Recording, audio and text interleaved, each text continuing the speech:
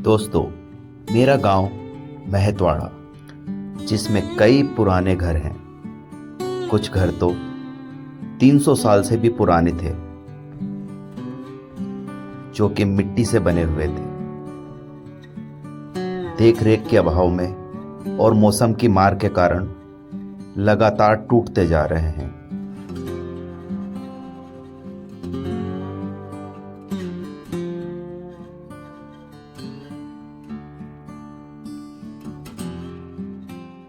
सभी दोस्तों का स्वागत है मेरे YouTube चैनल मालवा से व्लॉग में। दोस्तों, हमारे गांव में अब ज़्यादातर घर तो पूरे सीमेंटेड बन गए हैं, पर कुछ घर पुराने भी थे, अब वो टूटने की कगार पर धीरे धीरे आने लगे हैं। ऐसा ही एक घर हमारे मोहल्ले में यहाँ सामने है। तो ये जो घर है हमारे भाई साहब का है। तो देखते हैं कि ये पुराने घर में जो टूटा है इसमें क्या क्या चीज़ें निकली हैं। मैं आपको बताता हूँ। ये मेरे घर की पूरा ये यहाँ पर मिट्टी का ढेर लगा हुआ है। आप सोच समझ सकते हो कि कितनी सारी मिट्टी का यूज किया गया था। इसमें कोई सीमेंट वगैरह कुछ भी नहीं, सिर्फ पूरा मिट्टी और लकड़ियों से बना हुआ घर था। आप देख सकते हैं इस तरह से ये कोठियां थी, पूरी ध्वस्त हो चुकी हैं। मम्मी ने बनाया था। ये इसमें 2 तरह का अनाज भरते थे। अच्छा अच्छा, इसमें 2 तरह का अनाज भरते थे। तो भैया आप देख सकते हैं ये कोठी थी। अनाज भरने के लिए पहले इस तरह की कोठी का इस्तेमाल करते थे, और इसमें देख सकते हैं आप 2 पार्टीशन बना दिए हैं। एक पार्टीशन में दूसरे तरह का अनाज और दूसरे पार्टीशन में दूसरे तरह का अनाज। एक में गेहूं भरते थे, एक में ज्वार भरते थे, और एक अलग जो दूसरे छोटे अनाज भरने के लिए वो अलग एक बनी हुई थी।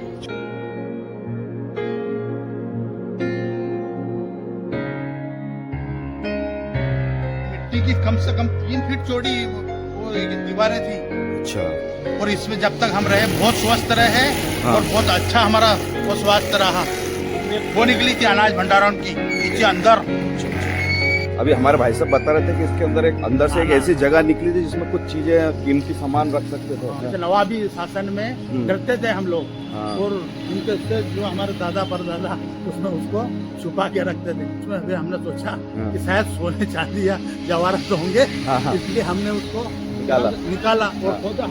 पर उसमें बाद में मालूम पड़ा उसमें तो अनाज भंडारण की खो, जिससे हमारी भाषा में खो कहते हैं, खो निकला। हमारे मोहल्ले में भैया एक कच्चा घर सामने से, हमारे घर के सामने से दिखता था, और बड़ा ही खूबसूरत लगता था, बड़ा ही सुंदर लगता था। पर मैं भी निवास करता था यहाँ पर। उसमें फिर जब ज्यादा टूट फूट हो गई और पानी गिरने लगा, पिताजी थे जब तक तो इसी मकान में थे, और ना ही उन्होंने इसको तोड़ने दिया ना ही बनाने दिया।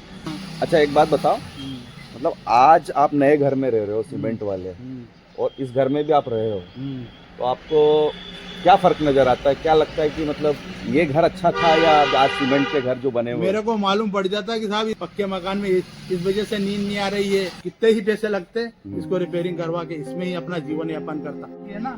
इनमें हम बगैर कोई भी दवाई रखे सिर्फ नीम के पत्ते मिला देते थे। नीम के पत्ते मिला, कभी साल भर तक कोई भी वो अनाज खराब नहीं होता था। और आज सेल्फास रख रहे हैं, उसके बाद भी अनाज खराब हो रहा है। उसके बाद भी अनाज खराब हो रहा है, और 2 बार उसको सुखाना पड़ता है, निकालना पड़ता है। लेकिन क्या कुदरत का करिश्मा है, क्या से क्या परिवर्तन हो गया साहब। युग बदला, ज्यादा मॉडर्न होना गलत है। मैं तो भगवान से ये प्रार्थना करता हूँ, हम जो पुराने रीति रिवाज हमारे पूर्वज थे बहुत ही अच्छे ढंग से रह रहे थे, लेकिन उस परिस्थिति में हम आज बदल गए।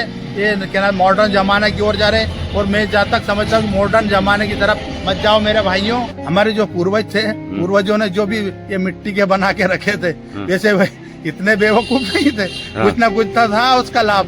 पर आज हम जब पक्के मकान में रह रहे हैं तो पक्के से इतने परेशान हैं, कोई ना कोई बीमारी। मैं खुद जब से उसमें अभी 8-10 साल से रहने लग गया था, तो मेरा स्वास्थ्य खराब है, मेरे को चक्कर आ जाते हैं, मेरे को 10 तरह की बीमारियां हो गई।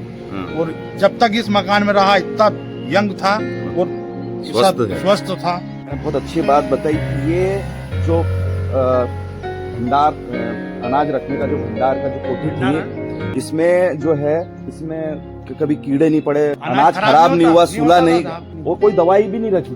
दवाई नहीं रखते थे, सिर्फ नीम के पत्ते रखते थे, उससे ही खराब। आजकल के इतने अच्छे भंडारण के सारे साधन आ गए, पर फिर भी अनाज खराब हो जाता है। दवाइयाँ रखते हैं, सल्फास तक रखते हैं, पर बाकी फिर भी अनाज खराब हो जाता है। और इनमें पता नहीं क्यों खराब नहीं होता था, क्या साइंस था पता नहीं।